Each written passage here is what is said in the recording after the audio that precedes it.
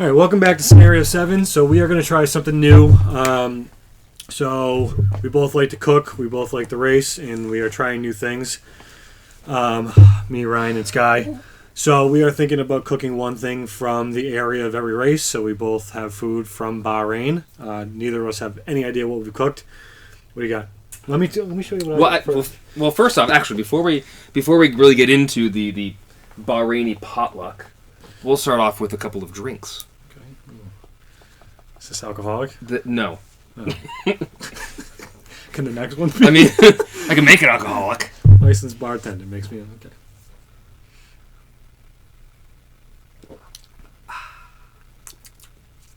It's not bad. I mean, I'm not like in love with it, but it's what is it? This is called a. I'll apologize beforehand for any cultural faux pas when I inevitably mispronounce everything. It's called a sharp saffron. Okay. So sharp saffron. So saffron. I mean, I guess that could be the direct translation. It's like a saffron syrup that's just put into cold water. It's not bad. So I had to make the syrup, and then put a little in the cold water. I like it. It's refreshing. It is. It almost has like a slight cold, almost like a mint type feeling when you drink it. I don't know, when you put it down. Yeah. Let me tell you what I brought. Yeah, what'd you bring? It's called sambusa. Ooh, so that's one of the ones I looked at. I was scared you're going to make it. As I was cooking it, the oil was getting hotter and hotter, so it's a little more burnt on the top, a little better cooked on the bottom. Oh, fuck, that smells good. You have a little bit of an upper hand here, I must admit, because you made everything tonight. I did. Right, like 2 hours before filming this. I made everything the morning of the race. This is going to be my plate. Well, if it makes you feel any better, my plate is one of my daughter's plates. So, What'd you bring? Bluey. No, the food. Oh, I brought. As you can see, it's unscripted here. This is my fancy cloche. So I made two things. That's what I was gonna make. So that's I was gonna make that. And I was like, I know he's gonna cook that. So this is this is machbous, which is basically, like it's fried chicken with. I mean, you looked at the recipe, but I guess for the viewers, chicken that's kind of cooked in like a tomato-y broth, right, with cinnamon and cardamom, and then the rice actually cooks inside of the broth after the chicken is cooked in the oven. The only thing that annoyed I ordered dry limes on Amazon because just couldn't find any in the store. They were supposed to arrive on Friday when I was planning, like right before I was cooking everything, and then I got an alert like an hour before they were supposed to arrive saying that the delivery had been delayed, so I didn't actually get the limes until after I'd cooked. Oh, you poor thing. So, and then these are liquimat, which they're like little fried dough balls, and there's some date syrup on them. You made that? That's what I was. So these actually turned out the best. Yeah, you keep telling me about them. They're also not freshly fried, so they're a little bit doughier than they would have normally been on Saturday. That is delicious. They're still good, but like they were crunchy. They were perfect on Saturday. They were perfect, and there's some date syrup on them. So I threw them in the air fryer to hopefully they. Holy shit! You can tell they're not crispy anymore, but I can like almost taste what it would have been. So I was the most worried about those, and they turned out the best. Holy crap! Those were good. Okay, so you're not trying any of yours? What? You already tried. Here, try one. Well, I had plenty of this. I had like. All right, I haven't tried chicken mine either, pieces. so I'm gonna dig in. Can I borrow that fork? I had a fork for you at some point. Is it that one? And this was mine. Because you don't need a Oh, fork. I think I left yours on the counter. So is this supposed to be finger food? Yeah, sure. I'm not really sure. I'm not from Bahrain. I was gonna eat it like a empanada. It's gonna be which makes sense. So I looked at these and I thought they were smaller. I was worried. I was too. I'm surprised how big they are. I was worried at how they would turn out because I'm not very good at like baking and frying stuff. Give me your honest opinion because I haven't even tried it yet. Let me get some filling. You can't have any of this.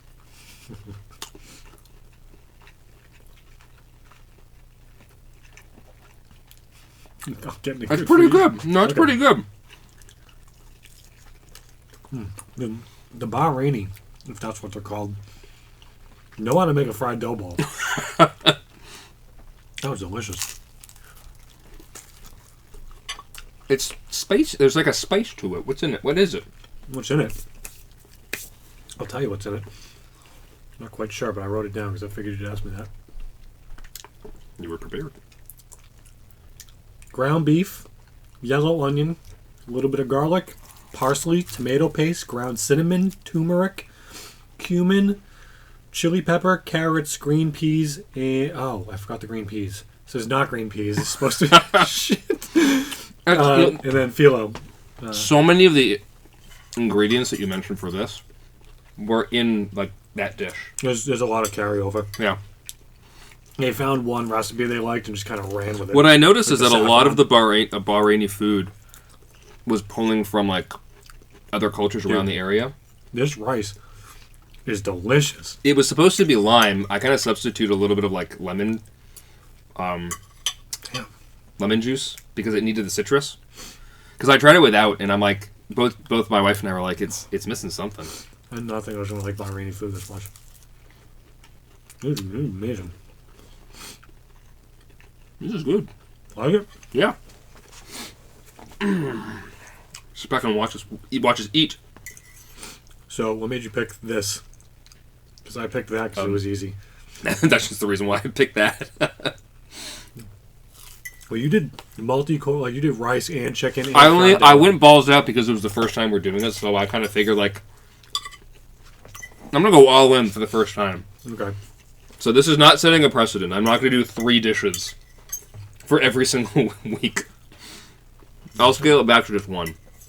But they all actually ended up being pretty easy to make. Yeah. Because even the rice and chicken, it took time because everything kind of had to like cook and boil and everything. But the actual steps where I needed to do something, I want a crispy one. just like chopping up some stuff, throwing it in the pot, letting it cook for 20 minutes. The shell, the phyllo, whatever it is. Mm-hmm. That was a pain in the ass.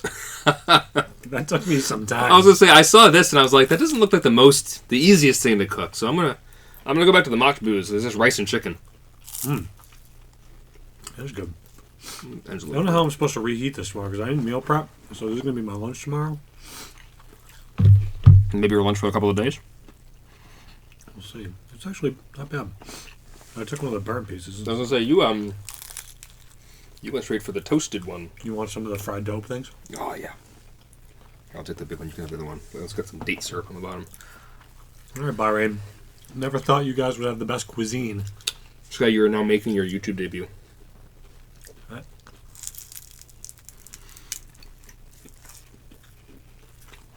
So we got Saudi Arabian's big food. Well, I haven't looked up. dish. Yeah, I haven't looked up anything for. I haven't either. But we got that because that's this coming week. It's a double header. Yep. Yeah. That's all I got for this, but well done. Sambusa. I forgot. Mach booze, Liquimat, liquimat, and sambusa. and sharp saffron. Thank you, Bahrain. I like everything. I'm a picky eater. It's too bad that they're fried because they just don't have the same kind of like feel and texture as when they were fresh. I was so nervous about it too because the dough had to rise, so you had to put yeast in it and then put it in the fridge to like sit for like half an hour and let it rise. So I was so nervous about it. Dude, those are my favorite. I'm making that shit. So, new sprint weekends, free practice and sprint qualifying are now on Friday, with the sprint race on Saturday. Yep. And then qualifying as usual in the Grand Prix. So that's the only real change. Bigger news, everybody knows about it. I want to hear what you think because I have my own opinions, but the Google Drive containing all of Christian Horner's information that got sent out to everybody, I would assume you heard about that. I don't know how you wouldn't have. Yeah. So hundreds of people, hundreds of journalists, every other team principal, Liberty Media, Stefano Domenicali, and plenty of others. Mohammed Ben Salayem obviously got it too. However, rumor has it that it's like fake photoshopped messages on like a third party, not WhatsApp, but something like WhatsApp app. Well, not only that, but like they finished the investigation from. It's very private. They didn't, like, nothing happened. Obviously, Horner is countersuing the woman that came out with everything, right? Saying stuff about it. Sorry, I'm just overthinking this. So are we not recording? No, we are. I just want it closer. And so nothing actually ended up happening, right? Like the investigation's closed. Red Bull's like, nah, nothing was wrong. So I would assume that anything that happens with anything related to Christian Horner, I would assume would have been part of the investigation. Like if he has some giant Google Drive full of pictures or texts or whatnot, like they would have looked at that. It just blows my mind because he offered the woman like $600,000 to hush up. Did you hear about that? That I didn't hear about. Yeah, $635,000. It was to that. So that's weird though, because like, why would you offer money if you did nothing wrong? That's the thing. If you're offering money, like you're almost admitting guilt, even if it is part of like the "I just want you to go away" ideal. Like it's hard not to think that like, well, did you actually do something wrong if you're just trying to get her to go away? I don't know. It's crazy. I don't know what to believe, but apparently there's a big split in the team, and this might be their big downfall. However, I think that's just clickbait, but we'll see. The other thing, I don't know if you heard about this, but Mohammed Ben Sulayem asked Verstappen if he would publicly back Christian Horner in Bahrain, which is... That's such a tough position to put your driver in. It is. I don't know why he would ask that. I don't know how that became public, but that was everywhere. I don't know why. Just let it go. Like, if it's going to be a private investigation... Yeah. Let it go, but obviously, it's obviously costing a lot for F1. Like Ford wants nothing to do with them, or might want nothing to do with them, depending on the final outcome, if it already isn't final, right? But it's I don't know, it's a big deal, and I've never thought Horner had any Christian weird vibes, but Tara thought he had weird, creepy vibes. I just think that she just doesn't like Red Bull or Verstappen, so I think it just kind of she's a little biased. I think. Love you, babe. So. Back to like all the race stuff. The next thing I have in my notes. Did you notice how close qualifying was in the top 10, other than number 1 and number 10, which was Verstappen and Hülkenberg? Yeah, I think it was like 2-3 tenths. Yeah, it was like 2 3 through tenths. 9. Yeah, it's insane. Yeah, well, so qualifying is qualifying, though, right? I mean, last year Haas was a good qualifying team, but they had 0 race pace, and I think that's. Qualifying, it's great when you have a lot of those teams that can qualify closer and you're not seeing this massive gap between all the drivers. But if it doesn't translate to the race as well, then it's exciting for that moment. You know, it's exciting to see someone else, you know, when you're one good corner could throw you from 7th to 3rd. But that's what I mean. Like, you have to put together a lap, or you could be on the 2nd row or the 5th row. Yeah. Right? Like, what you have to be a better driver. You do. But if you don't have the race pace, then it's going to reorganize itself in whatever... Speaking of race pace, my next note, how great would this last year be without Verstappen? Ferrari was only 2.5 seconds behind Perez take Verstappen out. For the lead. Oh, I know. For the lead. They were 2.5 seconds off the lead. Perez was still, 30 seconds behind Verstappen? 22, which is the largest winning record ever in Bahrain. So if we take him out, because I saw a meme, it said Verstappen's in Formula NASA. It was Mercedes. Well, all you have to do is listen to the team radio after Verstappen crosses the finish line. And Horner comes over the radio to congratulate him. He's like, it was a fun race. Thanks, everyone. He's bored out of his mind. Yeah, he's just so casual about it. It's like, yeah, whatever. Well, it was fun. Cool. Let's do it again later. See ya. Everybody's like, are they going to do it again? He gets a Grand Slam first time.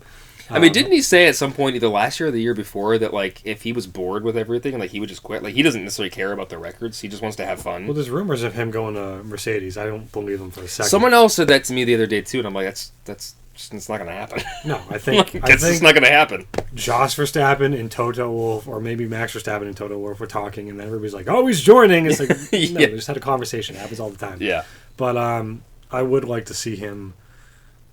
I guess I would like to see him and Hamilton be teammates, but it's not going to happen. Who do you think? I think you just want them to see them go head to head in a similar car together. I want to see them in a similar car, set up how they each like it. Like, you'll never get that. It's a fantasy. No. It's like it's a fan. It's almost like unrealistic way. It's almost like you need to throw them into F2 cars. Yeah, speaking of F2, we'll talk about that after, but I have been starting to watch F2, and wow, is it entertaining with how much stuff. Did you watch the race and everything? I didn't watch F2 unfortunately for the first weekend, but I was watching F2 a lot last year and the year before, and they have such similar cars, so it's so interesting seeing how close a lot of them are and how dramatically just like when someone pits or you spend an extra lap on tires and like how much that can just screw you. Yeah, they're on new cars. The whole race. They're on new cars. We'll get to that because I figured we might as well talk about Formula One for the Formula One podcast. Of course. Before we got too far away from it, though, because you had briefly mentioned the sprint format and how they changed it this year, and I did want to touch upon how, especially since we're coming from F2, so this is a great segue, I think F1 has been doing sprint formatting completely wrong. Well, do you like the new format? Do you like the new format? Because I really like it. So, what I wish they did is what F2 does. Reverse? Which is they do qualifying, right? Just one qualifying session. That sets your that sets your grid for the main race, for the feature race. And then you reverse the top 10 for the sprint. Do you know why they do that? I learned that this week.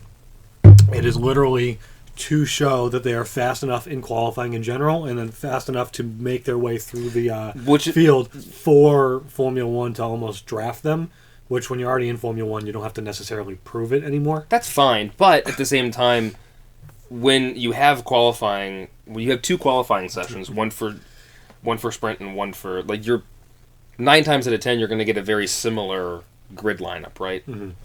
So what's going to happen? You're going to get Verstappen just repeating itself.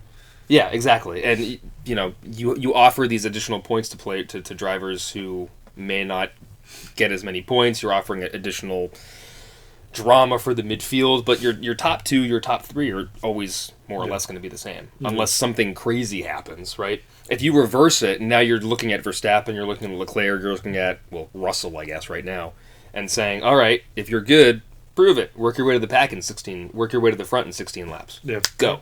I wouldn't mind seeing it. I just think it'd create more. It'd be more interesting, be more entertaining, and it would give the other drivers, right? If Tsunoda finishes 10th during qualifying, and you throw I do too, and you throw Tsunoda on pole for the qualifying, like that'd just be like fun to see what happens. Tsunoda's like speed running his way to not get to Red Bull. Tsunoda's speed running his way to a quick outro. So before the season is actually over. As soon as no, they're going to keep him as long as Honda's there. But as soon as Honda's gone, so is Tsunoda. Are you talking about the dive bomb? Are we gonna jump into this right now? You're talking about the dive I am bomb? talking about the dive bomb. Okay. After the what race, a dick move. Exactly. I get it. Like, I get his thought process. I get the mentality because we've 13th. Well. So here's the thing: we've all been in that position of like that level of frustration. Like when we face when we're driving on the road, we're like, no, this is my spot. But he shouldn't be upset at Ricciardo. He should be upset at the team. And then he shouldn't do this at all. Ricciardo caught up like 9 seconds in like 8 or so laps, and then he was right on him. He's clearly the faster car. He's got more pace. You had plenty of time to try to pass him. You didn't. So he was fighting Magnussen. I think the team order should have come a little earlier. No, 2 or 3 laps earlier. It should have come a couple laps earlier. Because by the time they called it, it was pretty much too late. The softs had kind of lost their... So they should have called the team order should have come like two laps earlier. So that I understand. He still should have moved over as quickly as he could, just so Ricciardo could at least fight Magnussen. Because by the time Tsunoda moved over, like Magnussen was like 2 seconds ahead anyway. Mm-hmm. But then they'd already had a discussion before the race that they were going to be on different strategies. Yep. So that Tsunoda was going to end on hards and Ricciardo was going to end on softs. So there was always going to be that potential that if Ricciardo was close, like, we're going to let him by. That's just team orders. Mm-hmm. He's going to have more pace, so we just let him go. So then, at the end, to dive bomb in, and not just the dive bomb him and the sweep back onto the track, basically to force Ricciardo off, like, Tsunoda's forcing his will into, like, no, I deserve to be in front of you, is just childish. Well, he's been childish, and it's okay to have those frustrations your first year, but you can't be 4 years in. Yeah. At the top of your field, acting like you're 12. Yeah, you just can't. People like Tsunoda because he is childish, right? Like they love the blow ups over the team radio. Well, I like him too, but like you're at a point now where like that childish almost needs to be toned down a little bit, and you need to just figure out like you need to be a team player, and then you need to just prove yourself on the track, but don't blow up. So you need to stop blowing up now. Yeah, but if you're Red Bull, do you really want that on your team? Oh fuck no. And it was stupid when they called it. He was right behind him. It's like now, like he was like 0.6 seconds behind. I get when he's like, "This team order's now." Are you kidding me? Like that made perfect sense. Yeah, it did. But then he didn't move over for like 3 more laps. Yeah, and then he pulls out the after the flag. So yeah, wasn't too impressed with him. Was there anything else that you noticed about the race before I even open up any of my notes? Well, the only other thing I really wanted to mention was Sainz. I love Sainz. Because that was the epitome of screw this. Yeah, fuck you and guys. just going ham. You guys want to get rid of me for Hamilton? Yep, okay. Yep. It was and I loved it. I loved it because he was so aggressive. Even Against Leclerc, he didn't care at all, and I loved it. Took him no time. I actually love the way the Ferrari looks with the white and yellow stripe. I think I do like the stripe. I mean, Ferrari's going to be red when they come out the new livery, but I do like the white line. More from maroon, almost like what they had in Mugello, though. Like I like it more. Yeah, it is closer. It is close to that. It's not quite as dark, but it isn't like the super bright red that they've had the last couple of years. So the two things I noticed, or maybe there's more. I'll have to double check. Steak F1 is so effing ugly. I just like the green. I know you like the green. I just like the green. But still, I just like the colors. I like it, but it is hideous. Oh, it is so bad. And then, I don't know if you noticed this, but obviously, I have a favorite team. I'm non-discriminate today. Piastri's tire management from last year to this year. He kept up with Norris the entire time. He did. He was within... Well, he was doing that. I think he was 0.06 seconds he was off on average versus 0.3 seconds last year I was reading. He was doing that even last year towards the end of the season where he was doing better and better with his race pace and with his tire management. I think he's really going to push him, and I wouldn't it's doubt good if for he Norris surpasses too. him. Yeah, I think he's going to help push Norris to be the next level that Ricciardo really couldn't. And I need Ricciardo to start doing better. Zach Brown took a little bit of a dig at Ricciardo. I don't know if he did it intentionally. I didn't hear about that. He was talking about how Norris hasn't really been challenged by any of his drivers and by any of his teammates in recent years. He hasn't, which is true. Right? It's but true. You also built a tractor of a car that didn't work in Ricciardo's favor. However, the RB does, and Tsunoda's still kind of outdriving him a little bit here and there. So who knows? What, Ricciardo? At least qualifying, and maybe not so much in the race. But I mean, I would say they were pretty similar in the race. I'd have to look back at testing because obviously Ricciardo was driving consistently better than Tsunoda at the end of last season. And I just can't remember if they were, because there were a couple of teams that were hindered with some issues during preseason testing. So some of the drivers just didn't have as much time in the car. I can't remember if RB was one of them. Speaking of hindered with issues, Williams finally got a regular steering wheel, and that seemed to cost them. Yeah. Because... And they had electrical issues, too. Yeah. But I'm pretty sure a lot of that stems from... Because I think it was Sargent had issues with his wheel. Yep. They changed his wheel, and he still had electrical issues during the race. That's why he locked up and went off the corner. Mm-hmm. He was dealing with electrical issues. And I know Albon... I don't think Albon directly had any electrical issues, but I know the cars... Both of the Williams cars were struggling with overheating during the race. So were the Mercedes too. They had a lifting coast. Yeah. That's why they had to. That's why they had to. That's why Russell got overtaken. So McLaren and Aston were the only two that didn't have issues. So they have similar design philosophies too. So yeah, because that's why Russell lost places. I'm actually surprised at how much of a good start Russell had at the beginning of the race, leapfrogging all the way into second place. He did. Yeah, he had a great start. I'm trying to remember most of the race, but I just remember Sainz taking no time to basically say F off Ferrari. Yep. Russell's pretty much trying to take over that team, knowing he's going to be the one leading. Well, now that he knows Hamilton's going to be leaving to go to Ferrari, Russell's going to prove that he's the leader of the team. But Hamilton should want to smoke him and say, look what you didn't... Because Hamilton only left because he wanted a multi-year contract, and they wouldn't give it to him because they were looking for Antonelli, who wasn't that impressive in F2, which we'll get to, but however, that team got the setup wrong from my understanding. Because although they are spec cars, they get to set the car up on their own. But, yeah, not that impressive. What, for Hamilton? Yeah. He did okay. Actually, towards the end, he started marching through. A little bit. He made up, 2 places in total? I think he finished 7th. Yeah, whatever. We all have bad races. What I don't like... Or maybe I do like, but I don't like without somebody explaining it to me. 3 power units for the entire season before you get penalized. How are you going to take away? How are you going to? All right. So 2 things. One, if they're going to throw in sprint races, they need to hike up a lot of that stuff because just you're going to be using more stuff. Like they're more at risk for crashes, using more parts, all kinds of stuff. So for sprint races, they need to up those numbers and those values and everything. My big thing for the penalties is that the more penalties you take, the softer the punishments are. Your worst penalty is the first one you take. I don't think that's true. When you take your first penalty, we can look it up. Your first penalty, you go to the back of the grid. When you take more penalties for like more power units, the penalty becomes increasingly lessened to the point where you're only taking like a 5 grid penalty hit. We're gonna have to look at that because I know last year they were talking about all we did was swap the MGUK or MGUH, so that's 5, and this person did this and this. I think a lot of those when you're changing all those power units with before like like when you're beyond the limitation, I think they all hit you the same way. So like your MGU, your all that stuff, whatever you're changing out. I think once you pass your limitations, they all hit you in the same manner. 3 isn't enough. We have 24 races. We have, 6 or 8 sprint formats? Or sprint weekends? 6, yeah. So 30, call it. And I mean, well, what was the... 28, 27, 28, like factored in the race time? Yeah. On 3 engines?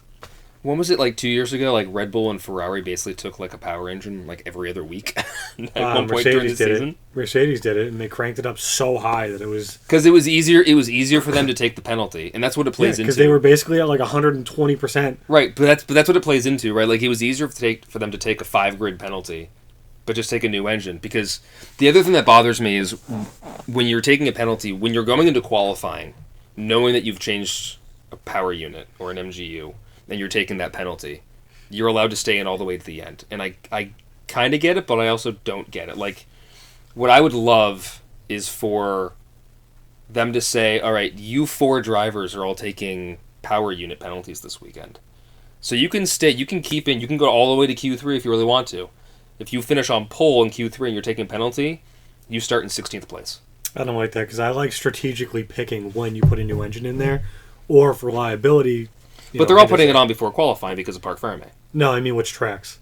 Like Bonds is going to be a heavy track that you're going to want a better engine for versus like. Well, they're all gonna cater towards the tracks that they perform best at. But that's just natural, right? But the problem I have is the penalties end up meaning absolutely nothing, because you take a 5 grid penalty, you finish in 3rd place, right, during qualifying. So you get P3, you take a 5 grid penalty, you're starting P8. But you're going to be faster than most of the cars in front of you. You're going to catch up to the front of the pack and be in a podium position within 20 laps. So it's not affecting you at all. Unfortunately, the way F1 works, though, it's more the car. You're going to end up there most of the time anyway, as long as you don't make a right. But if you start in the back of the grid, right, in 17th, because I finished above the other guys that are also taking power unit penalties. So I start above them, but I'm behind everybody else who didn't take a penalty.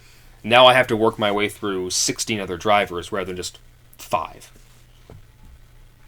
You know what I mean? Yeah, I wouldn't be opposed to it. I kind of like strategically picking which race you get. I'm not saying get rid of that. I mean, Mercedes always took the hit in Brazil because they know that their car always suited Brazil very, very well. So Hamilton would, I think he did it during the sprint race or something, right? He was like 18th place. And he won. Well, that's he won the main race. He moved from 20th to I don't know, somewhere 10 or closer in the during the sprint race. Yeah, but that's also the when they turned up their engines to like 200. They turned it up to 12, if you will, or 11. Yeah, yeah. And so it was made to last one race. They can still pick all of their. They can still be strategic on which races they want to take those penalties, right? I'm not taking that away from them. I'm just saying that the format that it should is that the penalties should be harsher. The more penalties you take, it shouldn't get easier for them. And I think that if there's 3 drivers that are taking power units, no matter how far you get in qualifying, those 3 drivers are always behind the drivers that aren't taking penalties. And those 3 drivers just line up the way that those 3 finish in qualifying. I never would have thought of that, but I'd be into that. So my boy, other than McLaren, we all know I like Verstappen. I liked him before he was great. When everybody hated him on Drive before to the Survive. Bandwagon. Yep. Is he the bandwagon now? No, I always felt like he was the enemy now. I was gonna say I feel like he's always been kind of like the heel. So I am sick of him winning as much as I love him. However, he deserves every bit of it. Have you seen that picture of his Sector 1 times in Bahrain? Mr. Consistency. Mm-mm. All right, ready?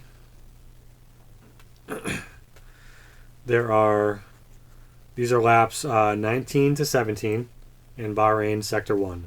What do you mean, 9 to 17? 19 to 27. Sorry. 19 to 27. Can't read. 30.58, 30.57, 30.57, 30.55. Actually, let me do it even one step further. 30.585, 30.576, 30.576, 30.553, 30.553, 30.548, 30.522, 30.588. There was less than like 0.05 seconds between 9 laps. It's less than half a tenth. Yeah, so his quickest lap was 0.522 and his slowest lap was 0.588. So 0.66 was the biggest difference in 0.066 in 9 laps. That's crazy. It's just, how can you get that consistent? That's insane. You and me can hop on F1 23. We would never do that in our entire lives. And there's no way. There's no way. Like, it just seems made up to me. It's like, how can you not respect? It's like, it's not even Red Bull's that fast. It's literally Verstappen. Perez finished 2.5 seconds ahead of Ferrari. Yeah. And he was losing like a second or two a lap towards the end. Yeah. So, given 5 more laps, Ferrari would have won that race if it wasn't for Verstappen. If Verstappen wasn't in front. But it's just. No, I've always respected and just the insane things he's able to do on the track. I also just know that people love to hate Verstappen, so he's easy. I mean, we're from New England. We know people hated the Patriots for a while. And yeah, it's Kansas City. So, I mean, same concept if you're a football fan, right? You love to hate them because they just win. There's no real reasoning behind it other than that. Something I want to look up. So one thing I loved about the race was Jeremy Clarkson was waving the checkered flag. Yeah. Absolutely. Did you see what he said? Yeah, who's your money on? Andrew Newey. Which, think of a better answer. But something he said that he was getting, I think it was during that same interview, he said if you look at the qualifying times between this and last year, they've barely changed. Which I haven't actually done. So, do you have your phone on you at all? If not, I'll look it up. Yeah, am I looking up last year's? Look up last year's, I'll look up this year's, and we'll figure it out. Because I would struggle to believe that they were that close? They were that close, given all the things that Red Bull's done to that car. Unless they just made it even better for race and not as much of a difference. So, is he talking just overall times or, like, differences? Overall times. No, overall times. Qualifying results. And I'm about to dive more into my Sambusa. That shit was good. Okay, I got it up. Hang on, I'm working on it. And we can go through. All right, what was pole? Verstappen? Yeah. Q3 time, 1:29.7. Oh, this is the race time. Hang on. Go to qualifying. Wait, hang on. If I type that and go to qualifying, maybe?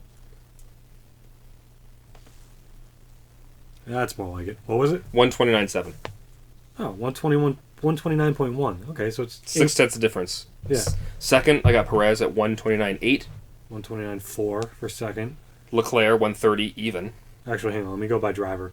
1:30 for him. We'll go down the list because that's part of it, right? Okay, so I had Leclerc in second at 129.4. So Leclerc's in third for you. Yep, at 1:30. Okay, Russell 129.4. Sainz is in fourth at 1:30.1. Sainz at 129.5. Alonso at 1:33. 1:30.3. Yeah, see, to get to 133, I got to go to 10th place. For 1:30.3? Yeah. So I don't know what Clarkson was talking about then. Because, I mean, they're a good half a second ahead, which... Yeah, I mean, Verstappen was first. If I go 1 to 10... Well, Hulkenberg was in 10th. He didn't. 1 second is huge in racing. Hulkenberg didn't actually put in a lap time in 10th place. What was the slowest lap? Well, that would be last. Yeah. Which was Gasly. Yeah, same. 132.1. 130.9. So Alpine, it's being 2 seconds faster. Tractor, 1 second faster, 130.9. All right, a little over a second, yeah. So, speaking of Alpine. Oh yeah, what a piece of shit! I'm so surprised they fired them this early. Like it's one race in. They're a works team, slower than Haas. The crazy thing to me, Sauber and Williams. But here's the thing: as a works team, the crazy thing to me though is they knew that they had a shit car right now. They knew that from testing. You get one race in and you fire your guys rather than like at least get Yeah. At least see what happens with the progression. You know your car's not going to get fixed in 2 weeks. It's a works team. You literally have so much of an advantage over every other team. No, I'm aware of that, but you're not going to change. Haas. But you're not going to change in 2 weeks. They order half their parts off like Wish.com. You're not going to change in 2 weeks, all right? You mentioned NFL, right? Look at the worst teams in the NFL, right? What's the one thing they all have in common that they've all done over and over and over again? I don't think that's a straight comparison because teams. How is it not? How is it not dedicated? Like we can revolve our teams around this versus like borrowing players or parts. It's not about the players. I'm not even talking about the players. I'm talking about the coach. Okay. I still think the team needs a coach to direct it. I'm not saying that they don't deserve any of the hardships, and I'm not saying that they need to stay the whole year. But what's going to change between testing in Bahrain, and what's going to change between Bahrain and Saudi Arabia? Absolutely nothing. It's not enough time to change anything. No, you had all the time to make something not crash. Then it should have happened before the season started, not after the first race when they knew their car was shit. How bad it was though. I think it was like it's bad. Everyone was talking about it though. Yeah, literally everyone was like, they're going to be worse than the grid. Like that was literally a talking point coming out of preseason testing. I don't think anybody believed it until it happened, and they're like, "Oh shit, we really are." Like everyone was facetiously just joking about it. Like it was literally a talking point. Just I don't understand. Like. You either do it right away and start fresh before the season starts, or you at least wait until you get in like 4 or 5 races to see what's changing. You could tell it's going to be bad just by the front wing. It looks like an F2 wing. Like it looks. Did you? Well, yeah, because it's really the only one that looks like it. Yeah. All the other cars look different. I just don't know what it's supposed to change. Like all you're doing is sowing more discord within the team right now by just blindsiding everybody with it. Well, in between 2 races. What I don't get is why is so many people investing in the team? Like Ryan Reynolds invested in it, and so many other celebrities did, but they were always on the downward trajectory. I guess it's buy low, sell high. But is that where they're tanking the team on purpose? No. They already bought in before it tanked. This was last year, or the year before. But I just don't understand what everybody sees in Alpine. They've been on a downward spiral since Ricciardo left. Since they became. I'd say 1 year after they became Alpine, it's been a downward spiral. Because when you really think about the success they've had since Renault, and even when they were Renault, even when like Hulkenberg was for Renault, like that car was blowing up like every other race. That's why everybody was like, "Why is Ricciardo going there?" He left. Yeah. But like the highlights for them are just like the one-offs, like Ocon just randomly winning a race, which he did. Like he raced a good race in Hungary. I won't pull that away from him. But like all that chaos had to happen behind him to even give him that chance. I'm sorry, Ocon cracks me up because every time back in the day when we used to play F1, he was like your fucking enemy, dude. He would crash into you. He would bump me all the time. What do you think of the Mercedes front wing? I love it. I think it's so genius. I don't know if it makes any difference. It'd be more genius if it actually did something. It might. We don't know. We don't know if it does. It just makes me think of, what was it, 3 years ago? DAS? Yeah. Is that what they called it? Mm-hmm.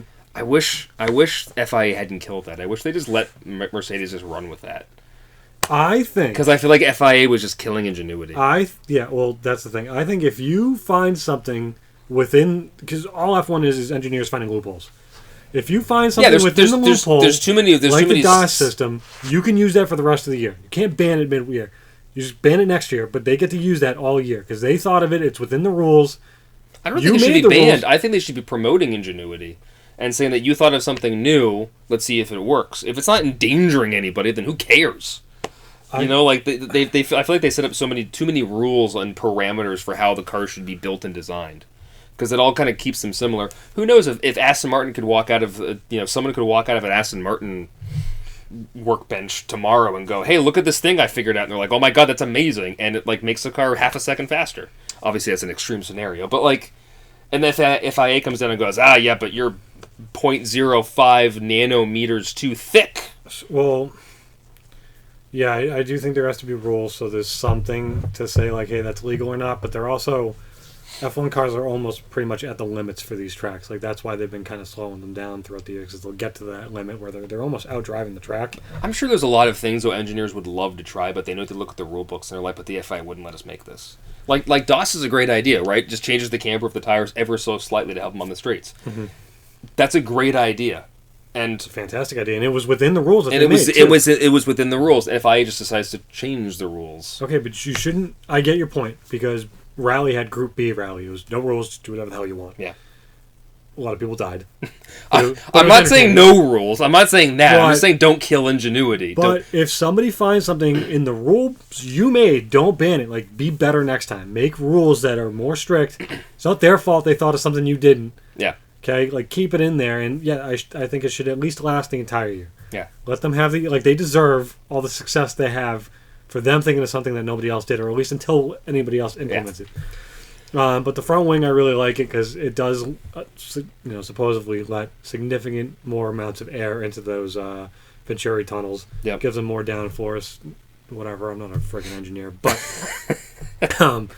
does apparently make a much bigger difference, and I'm all for it. Yeah. So we'll see if it actually does, because they were definitely third fastest, which sucks because McLaren's back down to fourth fastest, and they're not gonna. I was surprised at how slow McLaren was during the race. I thought they've that never been strong in Bahrain though, ever. That so is, wait till Saudi. That's fair.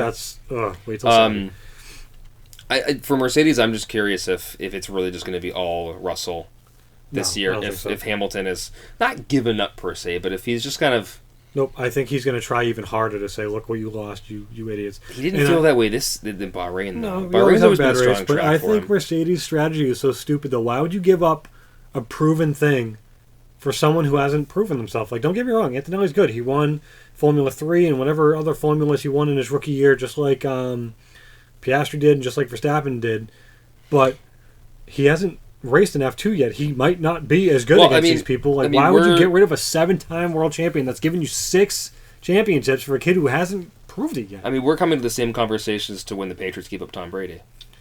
I don't think they gave up Tom Brady. I don't know if you've watched the documentary. I haven't, because I haven't bought an Apple TV or whatever it's on. But Brady said he wasn't signing with Belichick again, regardless. So they lost him. They didn't give up on him. But I do think like they are looking to. We need the next step. Hamilton's getting older. Yeah. However, I think they want a younger team that they can grow with rather than have the old veteran with the. And not that Russell is young per se anymore, but he's younger. And I do agree with them with what they did. I would want to move on. However, I do think Hamilton's going to have almost the same mentality as Sainz. Like, look what you're losing. Sainz is more to prove because he hasn't actually signed with anybody. He's going to go to Audi if he needs anything. I would love for him. He will. I believe he will get signed. It's just he doesn't have the contract in hand yet. Whereas Hamilton at least has a safety net of whatever happens with Mercedes. No matter what, he's going to Ferrari next year. Love to see him in a Red Bull or an Aston. However, I think Yuki's going to go to Aston. We had that conversation last week. I don't think he's going to have a seat next year. I don't think he will either, especially if he keeps fast tracking himself to a fan. Yep. But Honda, you never know. They bring in money, so it's all sponsor. You know as well as I do. It's most of it's business. Yeah. It's all sponsorship stuff.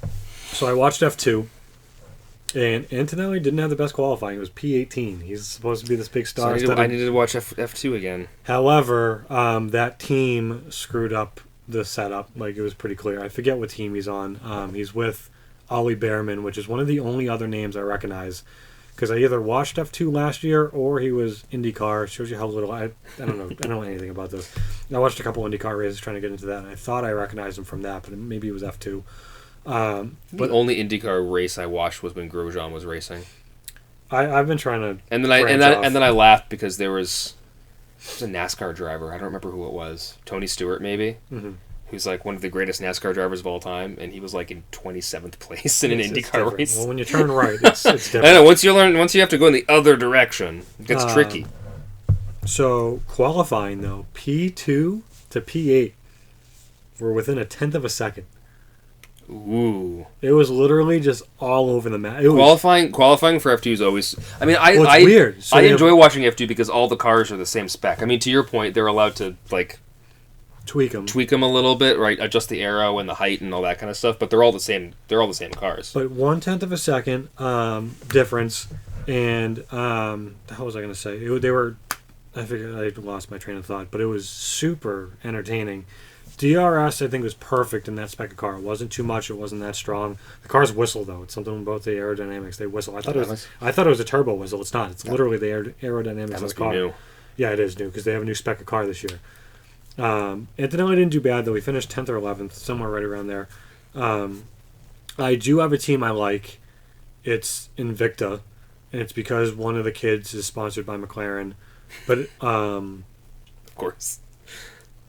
The kid from, I forget who won it, I forget his name, but he was, the one thing I don't like, you definitely, so as a new viewer, right, like I might sound stupid, but as a new viewer, this is what I thought, and I want you to text me when you watch F2, if you do end up watching it. It's on ESPN Plus, but I think you get it through Fubo. I have F1 TV. Okay. F2 is on F1 TV. So you don't really get team sponsors. You almost get driver sponsors. So it was weird. Like, figuring out what cars were on what team were very difficult. Like, the Invicta team was easy because both cars were primarily yellow.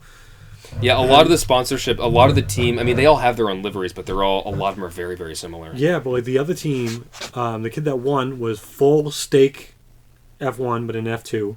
His partner was in an all-black car that had the GR, like GR Corolla, GR Yaris.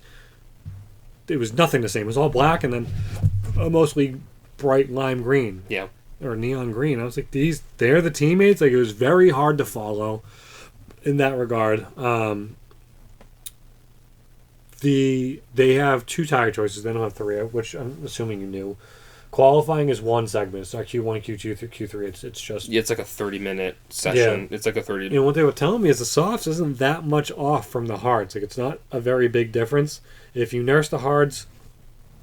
I'm not even going to go there. I'm not going to say it right. But the softs and the hards aren't as big of a difference as they are in F1. But my favorite part of watching quali, and the microphone's not going to pick this up, but I got to show you. So this kid qualified P1. I'll show you this. I'll show you the stake team. And they're like, all right, man. His name is Maney. He's like, you're in at P1 at the moment. There's like 30 seconds left. And the kid just goes, my name's Jeff. like in 22 Jump Street. Ready? Hang on. This is going to be the end of the session here. This is